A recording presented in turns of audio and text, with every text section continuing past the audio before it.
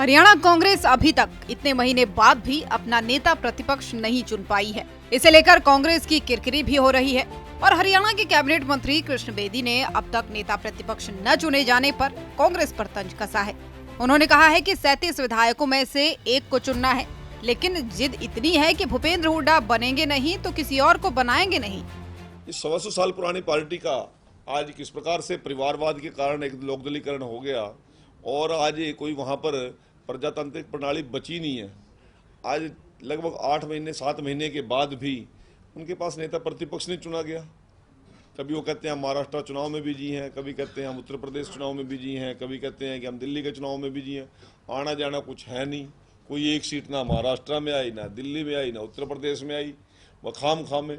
और आज नेता प्रतिपक्ष क्या होता है, 37 लोगों में से एक आदमी को चुनना है। परंतु जिद इतनी है कि हुड्डा जी बनेंगे तो बनेंगे, बाकी किसी को बनाएंगे नहीं। कांग्रेस नेतृत्व में इतना दम नहीं है कि इस बात को बाईपास कर सके। तो यही बेचैनी गोकुल सेतिया जी और अन्य लोगों में है। वहीं नेता प्रतिपक्ष न चुने जाने पर कैबिनेट मंत्री अनिल विज ने कहा कि देश के प्रजातंत्र की रक्षा वही पार्टियां कर सकती है जहां पर लोकतंत्र है, लेकिन कांग्रेस में सब उलट है। कि देश के प्रजातंत्र की रक्षा वही पार्टियां कर सकती हैं जिन पार्टियों के अंदर भी लोकतंत्र हो। कांग्रेस में कभी लोकतंत्र नहीं रहा। हमारी पार्टी में पहले वार्ड चुने जाते हैं, फिर मंडल प्रधान चुने जाते हैं, फिर जिला प्रधान चुने जाते हैं, फिर प्रदेश अध्यक्ष चुना जाता है, फिर राष्ट्रीय अध्यक्ष चुना जाता है। इनके सब कुछ उल्टा है। इनके ऊपर प्रधान तो नेहरू गांधी परिवार का ही होगा, वो सीट तो खाली है ही नहीं।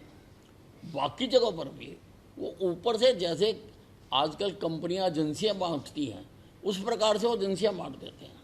भाई तू हरियाणा का इंचार्ज, तू पंजाब का इंचार्ज, तू यूपी का इंचार्ज, और वो इंचार्ज फिर आगे जिले के बांट देता है और जिले वाला फिर आगे और बांटता है। और अब तो इनकी ये हालत है कि इनका किसी भी स्तर पे संगठन नहीं है। और इसका इससे बड़ा एग्जाम्पल क्या होगा कि एक पार्टी इतना समय बीत जाने के बाद भी अपना लीडर ऑफ ऑपोजिशन तय नहीं कर पाई, जिसकी वजह से कई काम भी रुकते हैं क्योंकि कई कमेटियों में लीडर ऑफ ऑपोजिशन मेंबर होता है।